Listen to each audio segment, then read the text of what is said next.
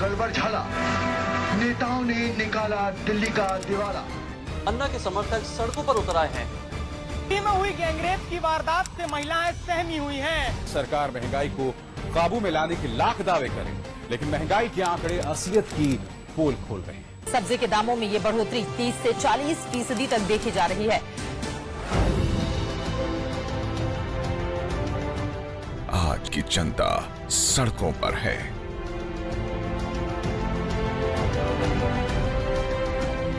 वर्तमान सरकार बढ़ती महंगाई, भ्रष्टाचार और बलात्कार जैसी घटनाओं से निपटने में पूरी तरह से असफल हो चुकी है। नेता बनते हैं, पैसा कमा लेते हैं, 10 दिन के लिए जेल चले जाते, लेकिन कुछ नहीं होता। क्या आम आदमी के सामने कोई और विकल्प है? क्या कोई और राजनीतिक पार्टी है जो आम आदमी को इस दलदल से निकाल सके? क्या आम आदमी को ही आगे बढ़कर अपनी समस्याओं का हल निकालना होगा और राजनीति के महासंग्राम में कूदना होगा? ये है अरविंद केजरीवाल।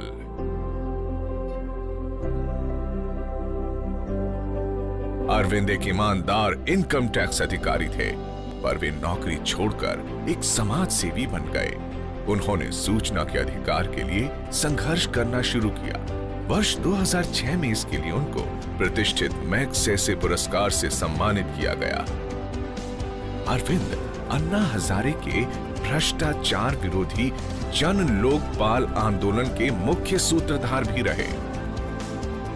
उन्होंने जंतर मंतर और बाद में रामलीला मैदान में इस आंदोलन का संचालन किया और जन लोकपाल के लिए अनशन भी किया। जन लोकपाल आंदोलन को देश भर में व्यापक जन समर्थन प्राप्त हुआ, परंतु सभी राजनीतिक पार्टियों ने एकजुट होकर संसद में जन लोकपाल बिल को पास नहीं होने दिया। This is not right. Go back to your place. नहीं चलेगा। नहीं लोकपाल नहीं चलेगा। चलेगा नहीं सर। लोकपाल नहीं चलेगा। अरे ये क्या कर रहे हैं? अरविंद केजरीवाल और उनके साथियों ने तब आम आदमी पार्टी बनाकर सीधे राजनीति में प्रवेश करने का निर्णय लिया।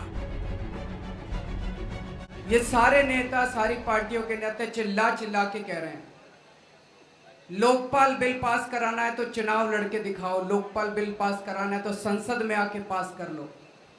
आज इस मंच से हम ऐलान करना चाहते हैं कि हाँ, हम अब चुनाव लड़के दिखाएंगे आपको। आज अरविंद दिल्ली की जनता के साथ कंधे से कंधा मिलाकर उनकी समस्याओं को हल करने के लिए सरकार से लड़ रहे हैं। कभी हम उन्हें बिजली की कमी और उनकी बढ़ती कीमतों से जूझते आम दिल्ली वासियों के साथ खड़ा पाते हैं, तो कभी बलात्कार की शिकार बच्चियों और महिलाओं की आवाज को बल प्रदान करते हुए देखते हैं।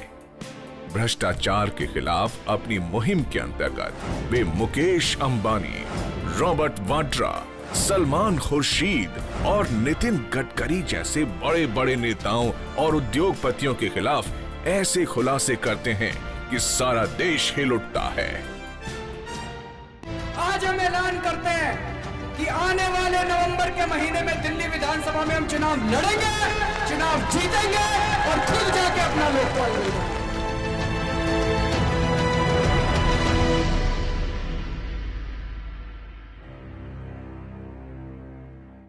आम आदमी पार्टी जन आंदोलनों से निकली हुई पार्टी है।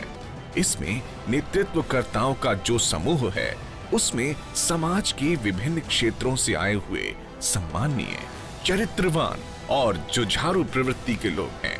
उनकी अपने कार्य क्षेत्र में एक साफ और स्वच्छ छवि है।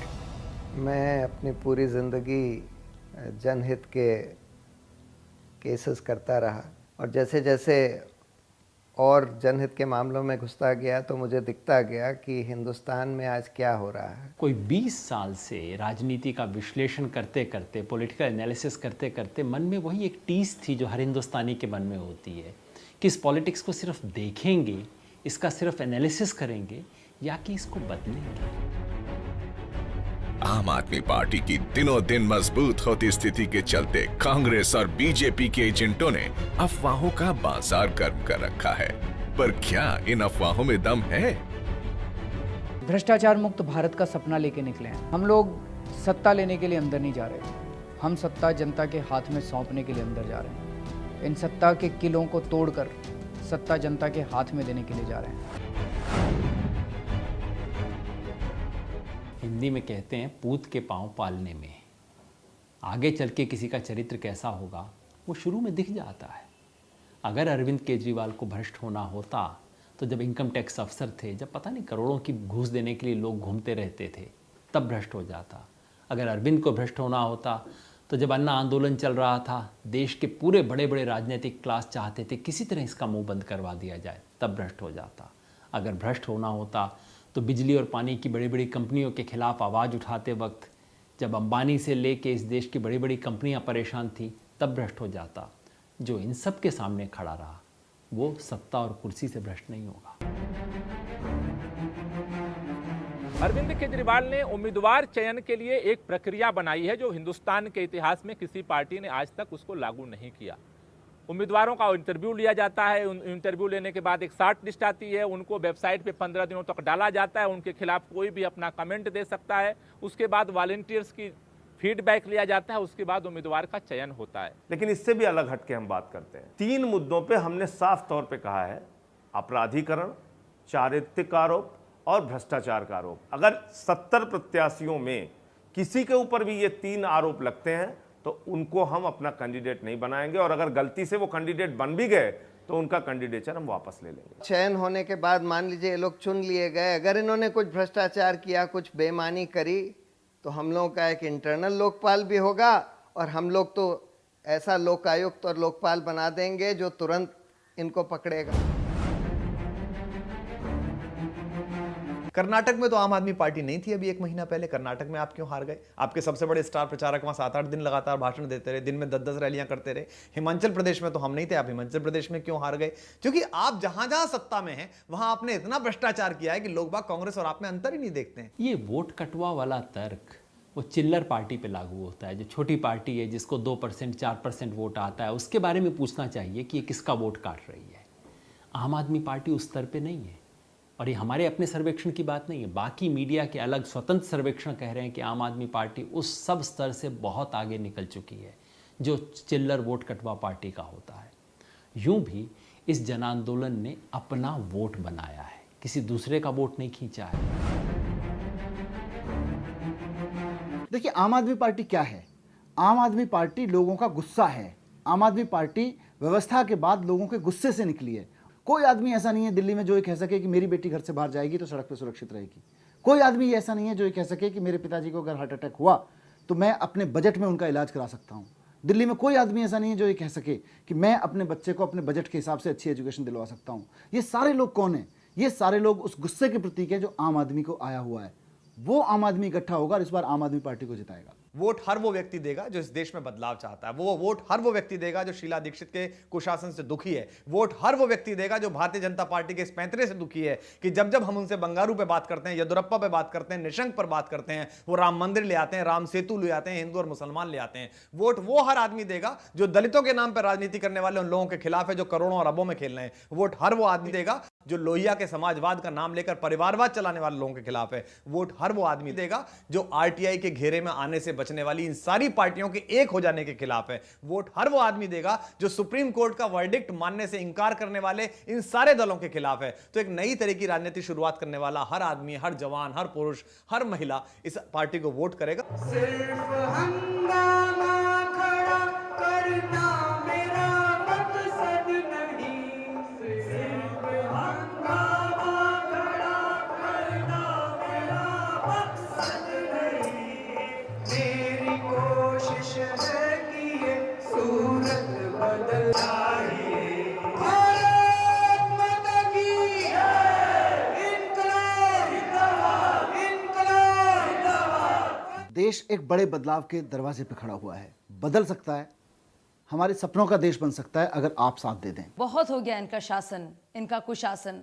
वक्त है सुशासन की, और राजनीति में राज को हटाकर नीति लाने की, इसलिए सफाई जरूरी है। एक मौका अपने आप को, एक मौका इस उम्मीद को कि ये देश बदल सकता है, एक मौका इस आशा को कि हिंदुस्तान का भविष्य है, एक मौका इस संभावना को कि दिल्ली पूरे हिंदुस्तान को रास्ता दिखा सके। इसलिए मेरी आप सब लोगों से अपील है कि अपने घरों से निकलो, वोट डालो। ये चुनाव आपका है। जनता इस चुनाव में खड़ी होगी, जनता वोट डालेगी, जनता चुनाव लड़ेगी, जनता चुनाव लड़ाएगी। तो मेरी सभी माताओं से, बहनों से, युवकों से, युवतियों से, बुज़ुर्गों से, गरीब से, अमीर से, सभी लोगों से अपील है, इस बार हमें व्यवस्था परिवर्तन के लिए वोट डालनी है। केवल पार्टी नहीं बदलनी, इस बार हमें चेहरे नहीं बदलने, इस बार हमें व्यवस्था बदलनी है। हमारी पार्टी का चुनाव चिन्ह झाड़ू है। हमने जानबूझ के झाड़ू चुनाव चिन्ह लिया है, क्योंकि जैसे अपने घर की सफाई करते हैं हम झाड़ू से, अपने दफ्तर की सफाई करते हैं, सड़क की सफाई करते हैं, इस बार हमें विधानसभा की और संसद की भी सफाई करनी है इसी झाड़ू से। राजनीति की सफाई करनी है, भ्रष्टाचार की सफाई करनी है, और इसी झाड़ू से कांग्रेस और बीजेपी का आने वाले चुनावों में सफाया भी इसी झाड़ू से करना है साथियों। भ्रष्टाचार पर दे झाड़ू और अत्याचार पर दे झाड़ू, कमल पंजे पर दे झाड़ू। झाड़ू उठा के सफाई का वक्त आ गया। झाड़ू उठाइए, आम आदमी पार्टी को वोट दीजिए और इस कचरे को साफ कीजिए। झाड़ू पर बटन दबाकर जिताइए। आम आदमी के चुनाव निशान झाड़ू पर मोहर लगा करके इस गंदी राजनीति की सफाई करनी पड़ेगी। झाड़ू पर अपनी मोहर लगा के इस व्यवस्था परिवर्तन की क्रांति को आगे बढ़ाए। झाड़ू उठाइए और बताइए इन हुक्मरानों को कि जिंदा लोहे को भी औजार बनाने वाले, अपने आंसू को भी हथियार बनाने वाले हमको बेकार समझते हैं सियासतदान, मगर हम हैं इस मुल्क की सरकार बनाने वाले। अब राज करेगी जनता।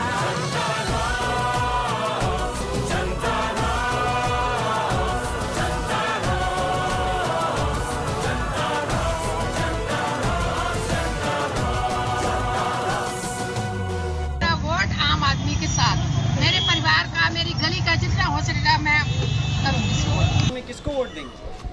आम आदमी पार्टी को वोट दूंगा भाई साहब। सर आप आम आदमी पार्टी को सपोर्ट करेंगे? आप बात कर रहे हो, क्यों नहीं सपोर्ट करेंगे? एक आदमी जो इतना पढ़ा लिखा आदमी है, सारा काम छोड़कर देश की उसमें लग गया है, देश की फायदे के लिए लग गया है, उसका तो मतलब हक है, हमारे हक के लिए लड़ रहा है। वो कौन है आज की डेट में जो लड़ने वाला है?